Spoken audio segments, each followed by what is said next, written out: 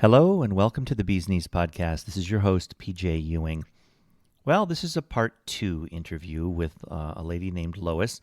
Lois lives on Staten Island and has gone through, well, the adventure of adventures. A lot of agony, a lot of misery, a long recovery that started way back in 2018 and is still going on now that we're into October of 2019, believe it or not. She will tell the story of her recovery to date.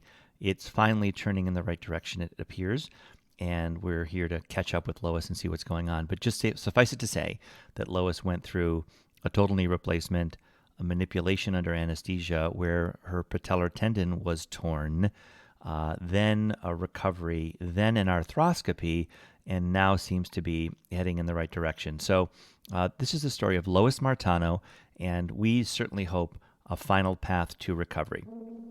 Welcome to The Bee's Knees, a podcast full of articles, interviews, clinical studies, and advice about knee surgery, physical therapy, and life after knee surgery. So this is part 2, but for those that are listening just for the first time, let's go back to the beginning and tell that tale again, starting with knee replacement all the way through today. Just give us a chronology of that. Could you, Lois? All right. Well, obviously, it was time to do left knee total replacement. And I had that surgery performed in December of 2018. And it went well. Procedure had no issues. The device fit in perfectly. And I was healing, no infection or anything. However, for some reason, my body decided that it needed to produce a lot of scar tissue, like an excessive amount. And it didn't happen when I did my right knee. I had total knee replacement in my right knee 6 years prior, and no problems at all. 9 weeks later, back to work.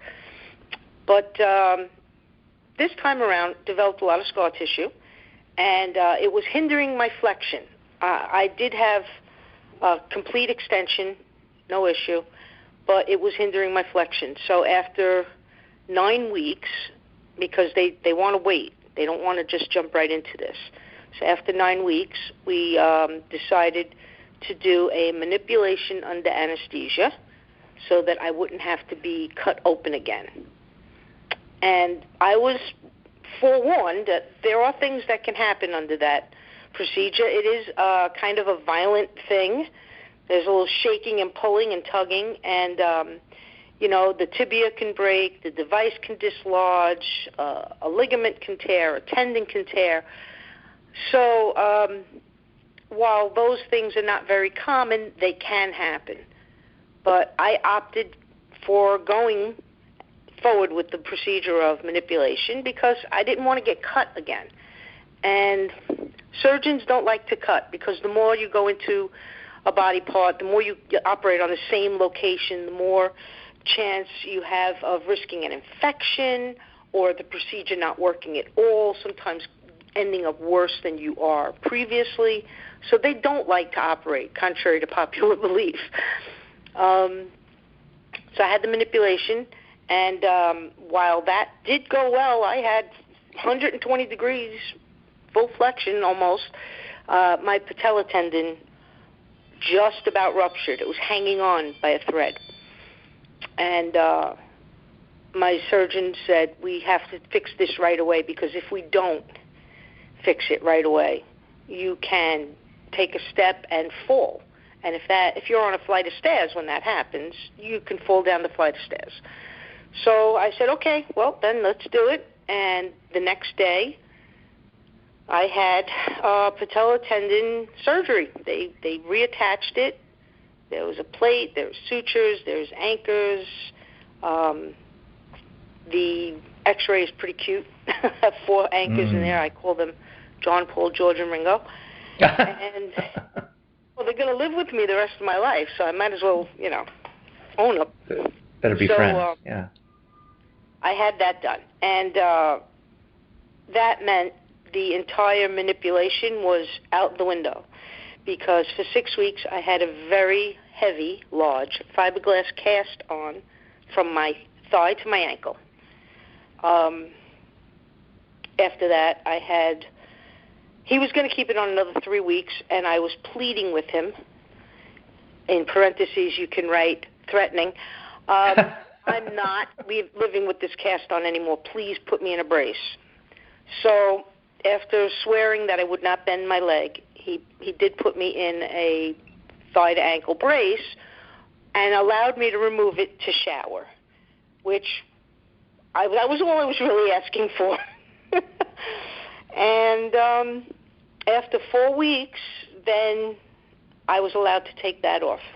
And I resumed physical therapy.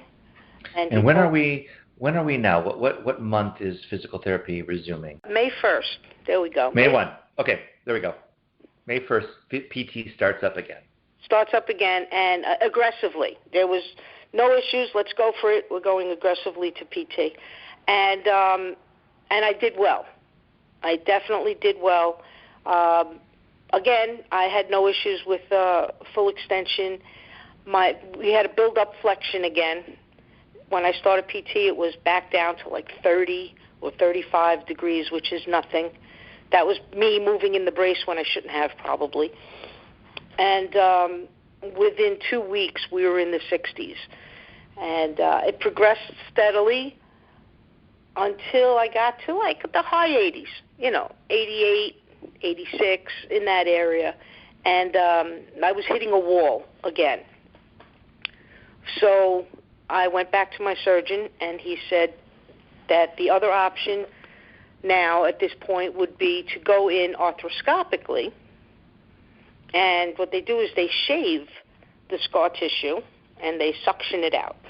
And they do it all through water, like a regular arthroscopic surgery. He did recommend one of his colleagues to do that because his specialty is sports medicine, and he does these a lot for people that have ACL reconstruction, patellar reconstruction, stuff like that. So they were both in the operating room. I said, fine, let's go for it. But we are not doing manipulation afterwards. I agreed to that as well. No more of that. Mm-hmm. And they were both in the operating room, took out a tremendous amount of scar tissue that was still there. And I was like a new person within a couple of days. I started going into the high 90s. I'm now at 108, and that was only 2 weeks ago. So beginning of September, right, we're talking about end of August, is when the arthroscopy happens. Right. That happened the last week in August. Okay. And now we're toward the latter part of September. Right. So it's about 3 weeks, coming up on 3 weeks. Right. So you move from the high 80s in flexion up to the hundreds, and now you're flirting with 108 to 112. Right. I'm in that area right now. The issue now is not scar tissue. It's building up my quad muscle and my hamstring muscle to do it on my own. Yeah. Well, you've been inactive for so long. That's not fair. You were doing hardcore PT, but your whole normal routine, a normal human being walking around, going up the stairs to your house and all that stuff, that's right. That was all, diminished. I was going up the steps one at a time. I wasn't really putting, that weight that you put on. You put all your body weight goes when you walk up the stairs. It all goes onto that one leg. Yeah.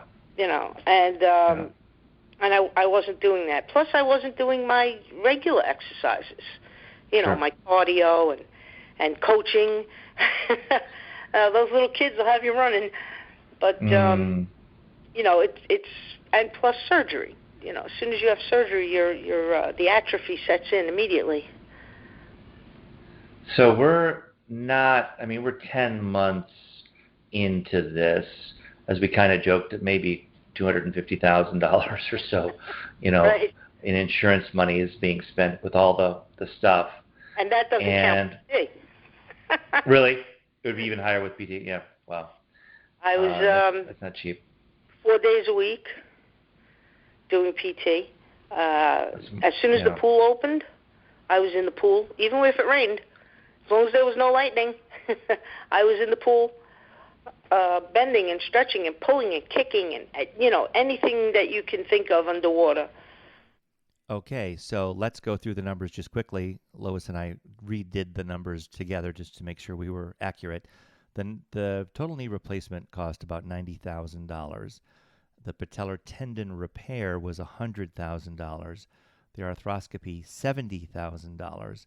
Physical therapy was at minimum, bare minimum, at least $40,000, and that equals $300,000. And Lois knows this because she's got the receipts from all of these invoices that came into her insurance company, and she was able to kind of recheck her numbers. And that's probably even a light estimate as to what this really costs. So you can say she's got the $300,000 knee. I think I have almost all the equipment in my house that they have in physical therapy. God. You could open up your own clinic. And those that rope, that tugging rope there, you gotta love that. I call it the Santa pull, like you pulling Santa's sleigh, you know. Oh, yeah. But so you have, I mean, this is an extreme story, and you and I have said this before. You've had great surgeons, great people to work with. It sounds like you really like your PT people. Yeah. For whatever reason, you're the exception, right? I mean, you already had another knee done, and it was fine. So right. It's as odd as this situation seems. I've run into some people in physical therapy who are having scar tissue issues with a second knee. Well, this didn't happen with the first one. I'm like, yeah, me neither. It seems like other people are having that happen. I mean, not frequently. There were 3 in the 10 months that I've been dealing with this, or the 8 months of physical therapy. But they had the same thing. They were like, I built up more scar tissue this time around. It's taking longer. People whose procedures didn't go well, and they had to have revision surgery. That's a nightmare. So as much as I want to say, probably 90% of total knee replacements go well from what I've seen with people in physical therapy.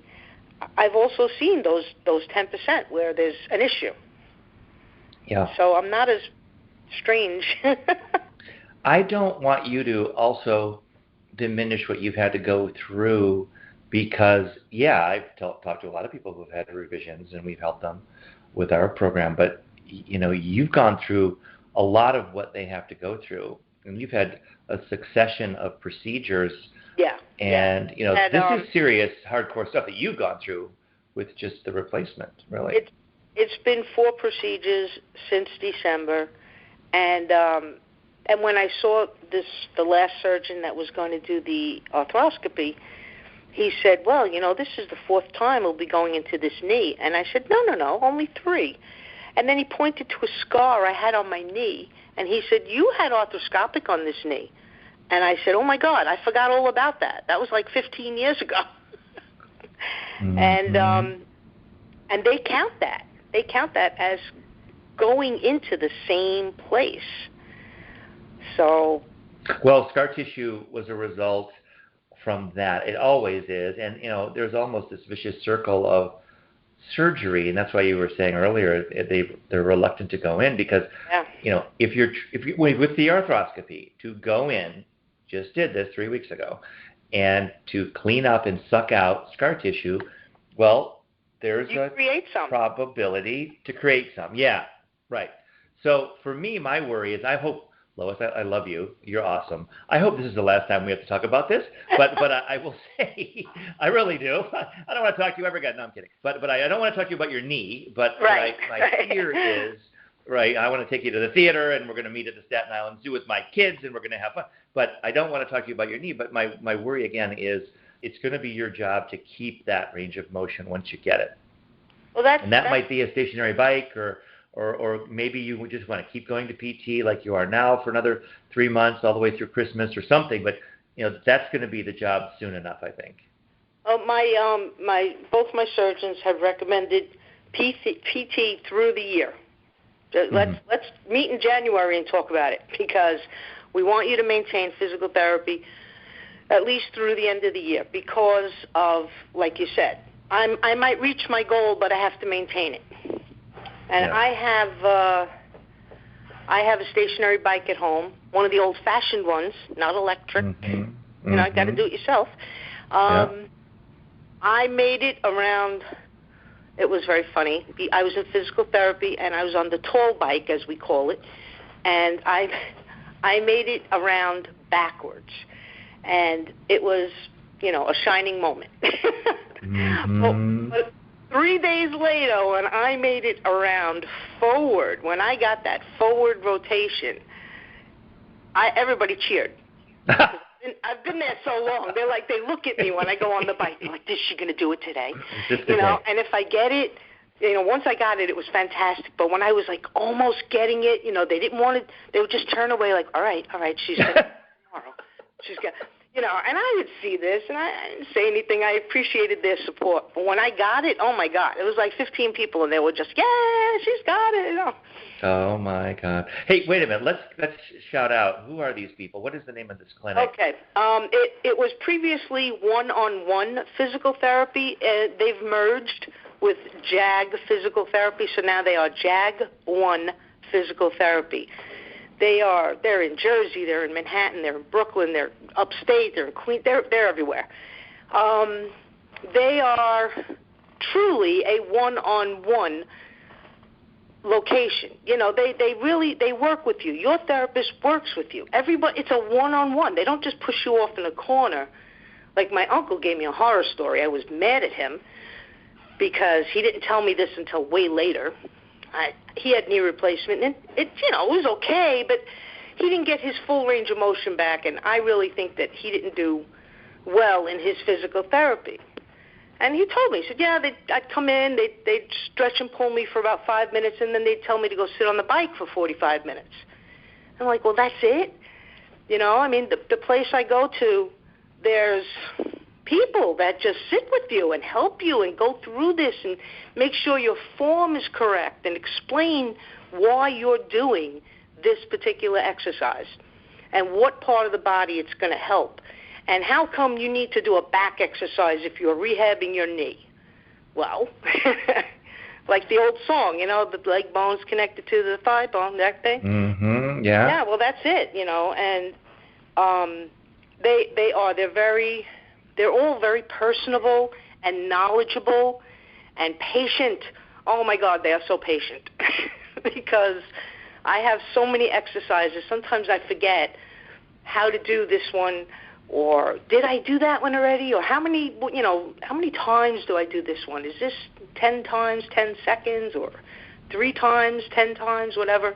You know, and they're very patient, and they'll explain it again, and everybody. I know this company. I know this company. It really is. I know. I've met the president and creator, founder of JAG before. They are special. They have an attitude, and I've not been to the clinic, which is, I'm sure, on Staten Island near you. Is that? Yeah, there's a couple near me. I go to the one on Richmond Hill Road. Okay, but I've been to a few in New Jersey, and had meetings with them, et cetera, and they really are.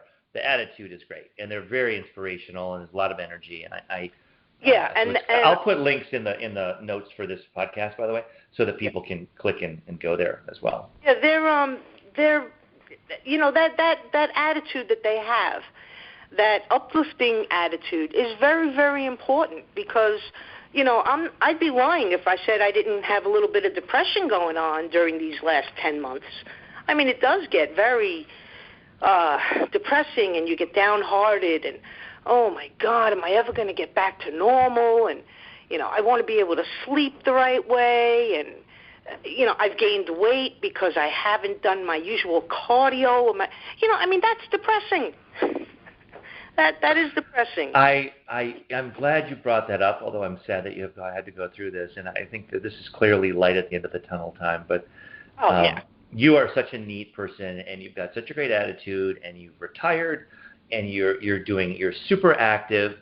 And part of the reason I wanted to, you know, annoy you to do this again with another interview was that I wanted to see how you've dealt with the emotional side of this, because there isn't anybody with a stronger will than you, just period. But you've had to exercise all of that ability that you have to get through what otherwise could have been a really breezy, easy, done in February process. It didn't turn out that way. And you've had to survive, 8 more months of this just to get to where you are now. And it's very admirable, I have to say. Thank you. I mean, I've spent my career helping people, and now all of a sudden I'm the one that has to say, can you help me get in the car? Can you help me come up the stairs? Can you go grocery shopping for me? I found it very hard to have to ask for these things, but I needed to, and it was, when my son came home for spring break last year, I was still in the midst of, I can't move, and I had the brace on. He didn't see me with the cast on. And he was like, Ma, what can I do? You want me to carry you? But it was very hard for me to ask for this kind of help. And, that also kind of adds to the emotional depression of it. But I had a great support group. My family's they've been behind me all the way. They've been supportive of me. My friends have asked me to, keep up on Facebook. What's going on? They want to know everything. They want to know, how much did you get today? Mm-hmm. So I've been making my posts on Facebook, and the inspirational signs that they put up at the physical therapy location are fantastic. They really, as soon as you walk in, that's the first thing you do. Everybody. Mm-hmm. They go and they look at the board. They go, what's on there today? So it is an emotional hit that you take, but if you do have a good support group, and I was very fortunate to have that, you get through it. But if anybody says, it's no big deal, they're lying. It's a big deal. Yeah. It's a big deal. Even if it goes well from the beginning, which your other knee did, it's a big deal. The body takes a big hit, as you say, and emotionally it's a challenge. And I did an interview recently with a lady who did 2 knees at once, and that was a really good decision. It turned out, right? But she was the perfect recovery, perfect storm of good things, and it was 3 weeks and done. Honest to God, I just did this interview a few weeks ago. Well, a few days ago. It was last week, and I'll be sharing that soon. And it was, good for her. But she had done like what you did, try to set herself up for all the things, and then hope. And in her case, there were no things in the way. Obviously, you were thrown a giant set of curveballs along the way. Well, I hope this is the end of our series, Lois. I really do. And I believe it is. I believe it. I think you've got it. You're going to get another 10 degrees here. You're going to maintain those. You've got an awesome support group, and I know for everybody listening, this is really beneficial, just in terms of attitude, and then the trajectory that you expressed that you've been on is not a strange one for those that do have trouble. There is the manipulation, and then there is that if it doesn't go well, forget the patellar tendon and the tear. But if there isn't a problem along the way and you still don't do well, arthroscopy is the other answer, though it is the step along the way. And if arthroscopy doesn't do it, then they may find that they need to go in and replace the whole thing with a revision, right? And you're not going to get there. But this MUA, sometimes there's a second MUA, then there may be an arthroscopy. Have a second one, and it's been successful. They just needed that extra kick, no pun intended. But I did not, and my doctors both said it. They said, listen, we're gonna go in and do the arthroscopy, but we are not going to manipulate you after that. And I said, good, because while they didn't, seems like a good decision so far. Yeah, we've been keeping up with MRIs and X-rays, and my patellar tendon is healed and everything's in place the way it should be, and the device is fine. And we don't want to rattle the cage. I'm upping the number. It's a $300,000 knee officially with all that work and more PT. Oh yeah. Well, easily. Wow. It's funny because even though I don't have to pay it, the insurance still sends me the bill just to give me the breakdown. Yeah, just so you know, lady, this is what you're costing us. Yeah, And I'll tell you, though, when people say, oh, doctors charge too much and they're overpaid, and no, they're not, because I couldn't fix this. Mm-hmm. Yeah. I've watched these surgeries on YouTube, and the intricacy is unbelievable. I couldn't do that. No, they don't make much money. Well, yeah, that landscape is changing, and I think, that's a whole other conversation. Yeah. But, Lois, thank you for this. This is great. I'm really appreciative of our conversations, and it sounds like you got it. We're all cheering for you. Thank you. And I do still speak of the X10 because I still think that's a fantastic device. I really do. And let me tell you, if I get to 115 and we hit a wall, oh, no. That thing is coming back to my head. Well, I hope you don't need the X10. Honest to God, I'd rather you just get this done and not need us. But if, we're here. We'd like to thank a few friends of the Bee's Knees podcast, including the Knee Pain Guru, natural solutions for chronic knee pain without drugs, shots, surgery, or painful physical therapy. For more info, visit thekneepainguru.com. We're also brought to you by X10 Therapy.